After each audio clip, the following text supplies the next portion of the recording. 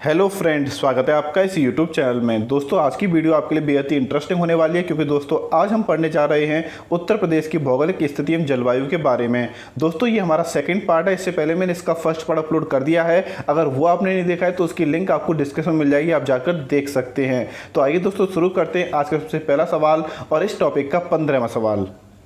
तो दोस्तों, सबसे पहला सवाल है, उत्तर प्रदेश का कौन सा जिला अवनलिका अपरदन से सबसे ज़्यादा प्रभावित है? तो आपका आंसर हो जाएगा इटावा। यहाँ पर दोस्तों अगर आपके ऑप्शन में आगरा होता तो वो भी सही हो जाता, क्योंकि उत्तर प्रदेश का आगरा और इटावा जिला अवनलिका अपरदन से सबसे ज़्यादा प्रभावित है। अब यहाँ पर दोस्तों आपसे ये पूछा जा सकता है कि मृदा अपरदन कितने प्रकार का होता है? तो आपका आंसर हो जाएगा मृदा अपरदन 4 प्रकार का होता है। सबसे पहला पवन अपरदन, दूसरा होता है परतदार अपरदन, तीसरा होता है नदिका अपरदन और चौथा होता है दोस्तों अवनलिका अपरदन। तो आपको याद रखना है कि अवनलिका अपरदन आपके मृदा अपरदन का ही एक पार्ट है। यहाँ पर दोस्तों मैं इन चारों को एक्सप्लेन नहीं करूँगा क्योंकि ये आपसे पेपर में नहीं पूछे जाते हैं। हमारा अगला सवाल है दोस्तों, जो कि बहुत ही इंपॉर्टेंट है, उत्तर प्रदेश का कौन सा जनपद हरियाणा तथा हिमाचल प्रदेश के साथ सीमा बनाता है? तो इसका आंसर हो जाएगा सहारनपुर। सहारनपुर हरियाणा तथा हिमाचल प्रदेश के साथ सीमा बनाता है।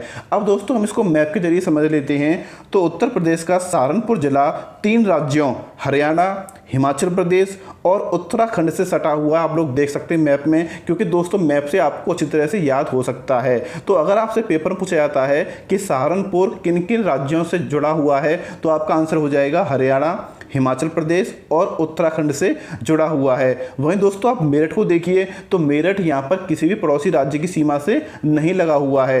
अब बात कर लेते हैं दोस्तों मुजफ्फरनगर के बारे में। तो मुजफ्फरनगर आपका उत्तराखंड को स्पर्श करता है और सोनभद्र छत्तीसगढ़, झारखंड एवं मध्य प्रदेश को स्पर्श करता है। तो यहाँ पर दोस्तों आपको याद रखना है, क्योंकि दोस्तों आपके पेपर में सवाल कैसे भी पूछ सकता है। आपको बस काम क्या करना है, आपको तैयारी करनी है, अच्छी से अच्छी तैयारी करनी है, जिससे कि दोस्तों आप किसी भी सवाल में कन्फ्यूजन न हो सके। हमारा अगला सवाल है दोस्तों, उत्तर प्रदेश के निम्नलिखित जिलों का उत्तर से दक्षिण सही अनुक्रम है। यहाँ पर दोस्तों आपको 4 ऑप्शन दे रखे हैं और चारों में दोस्तों आपके उत्तर प्रदेश के जिले के नाम दे रखे हैं। आपको करना क्या है कि आपको यहाँ पर वो ऑप्शन चेक करना है जो कि उत्तर से दक्षिण की तरफ सही तरह से लिखा हुआ है। तो यहाँ पर दोस्तों आपका जो ऑप्शन नंबर 2 होगा बिल्कुल सही हो जाएगा, क्योंकि दोस्तों सिद्धार्थनगर आपके उत्तर में पड़ता है, संत कबीर नगर फिर पड़ता है, उसके बाद आपका अम्बेडकर नगर आता है और फिर आता है संत रविदास नगर। तो ये दोस्तों आपका जो अनुक्रम लिखा हुआ है वो उत्तर से दक्षिण की तरफ लिखा हुआ है। तो दोस्तों ये भी आपको याद रखने हैं, क्योंकि अनुक्रम कभी कभी पेपर में पूछे जाते हैं। हमारा अगला सवाल है दोस्तों, जो कि बहुत ही इंटरेस्टिंग है, उत्तर प्रदेश की जलवायु कैसी है? तो दोस्तों आप इसका आंसर जानते होंगे। उत्तर प्रदेश की जलवायु उष्णकटिबंधीय और मानसूनी दोनों हैं। मतलब इसका जो ऑप्शन नंबर 3 होगा, 1 और 2 दोनों, ये सही हो जाएगा। अब दोस्तों आप जानते हैं कि उत्तर प्रदेश में विभिन्न जलवायु पाई जाती है, लेकिन फिर भी उत्तर प्रदेश की जलवायु है वो उष्णकटिबंधीय और मानसूनी है। अब दोस्तों क्या आप जानते हैं कि उष्णकटिबंधीय का मतलब क्या होता है? तो दोस्तों पृथ्वी पर वह भाग जो कर्क और मकर रेखाओं के बीच में पड़ता है तथा जिसमें बहुत अधिक गर्मी पड़ती है, उसको हम उष्णकटिबंधीय कहते हैं। तो ये चीज़ आपको याद रखनी है। हमारा अगला सवाल है दोस्तों, क्षेत्रफल के घटते क्रम में सही विकल्प का चयन करें। यहाँ पर दोस्तों आपको 4 विकल्प दे रखे हैं और आपको ये बताना है कि सबसे ज़्यादा क्षेत्रफल किसका है, उससे कम किसका है। तो दोस्तों अगर आप यहाँ पे ऑप्शन नंबर 1 को देखेंगे ध्यान से, तो पहले है राजस्थान, दूसरे पर आया मध्य प्रदेश, तीसरा है आपका महाराष्ट्र, चौथा है उत्तर प्रदेश और 5वां क्या आ गया आपका आंध्र प्रदेश आ गया। अगर दोस्तों आपने मेरी पिछली वीडियो देखी होगी तो आप इसका आंसर तुरंत बता सकते हो कि इसका आंसर क्या हो जाएगा, ऑप्शन नंबर 1 हो जाएगा, क्योंकि भारत का सबसे बड़ा राज्य क्षेत्रफल की दृष्टि से कौन सा है?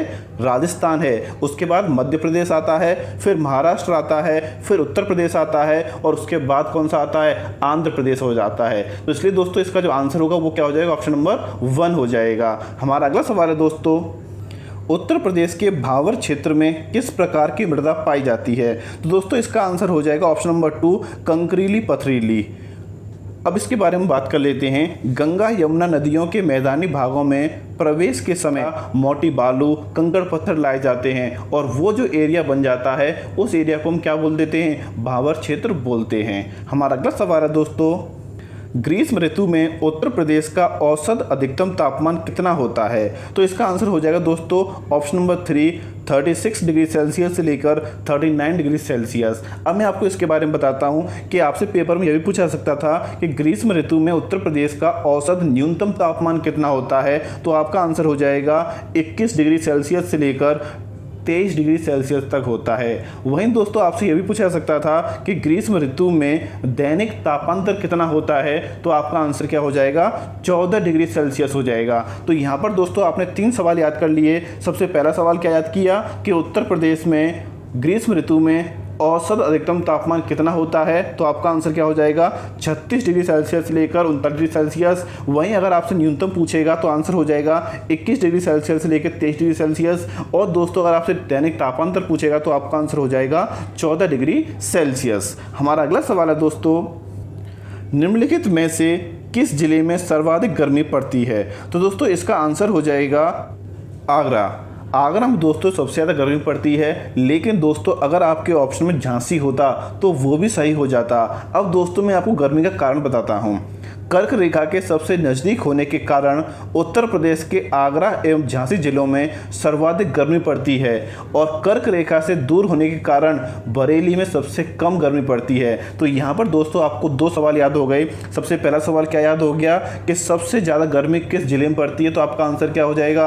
आगरा एवं झांसी में पड़ती है। और सबसे कम कहाँ पर पड़ती है? तो बरेली में पड़ती है। ऐसा क्यों होता है? तो ऐसा इसलिए होता है कि जो जिले कर्क रेखा के नज़दीक होते हैं वहाँ पर गर्मी ज़्यादा पड़ती है और जो कर्क रेखा से थोड़े दूर होते हैं वहाँ पर गर्मी कम पड़ती है।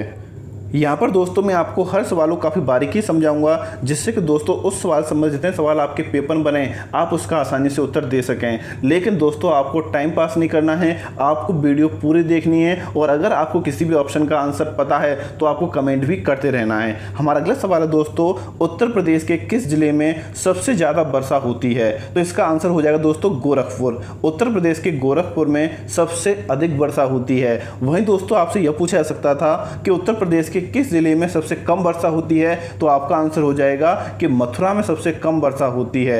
दोस्तों मैं आपको अगले सवाल में बताऊंगा कि ऐसा होता क्यों है कि वर्षा कहीं ज़्यादा पड़ती है और कहीं पर कम पड़ती है। तो हमारा अगला सवाल है, उत्तर प्रदेश के किस जिले में सबसे कम वर्षा होती है? तो इसका आंसर मैंने आपको ऊपर बता दिया था कि मथुरा में सबसे कम वर्षा होती है। अब इसका कारण क्या है दोस्तों? इसका कारण है कि मथुरा का उत्तर प्रदेश के पश्चिम में होना।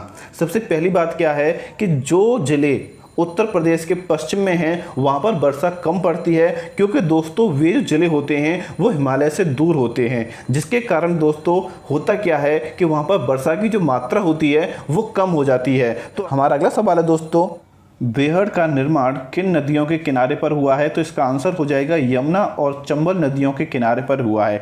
अब दोस्तों ये बेहड़ होते क्या हैं? तो दोस्तों ये वे जगह होती हैं जहां पर उपजाऊपन बिल्कुल ख़त्म हो जाता है। जो नदियां होती हैं उस जगह को बिल्कुल ही बेकार कर देती हैं, बंजर कर देती हैं। उस जगह को हम क्या बोलते हैं? बेहड़ बोलते हैं। हमारा अगला सवाल है दोस्तों जो कि बहुत ही इंपॉर्टेंट है, बुंदेलखंड पठार की औसत ऊंचाई कितनी है? तो इसका आंसर हो जाएगा 300 मीटर है। अब मैं आपको इसके बारे में विस्तार से समझाता हूँ।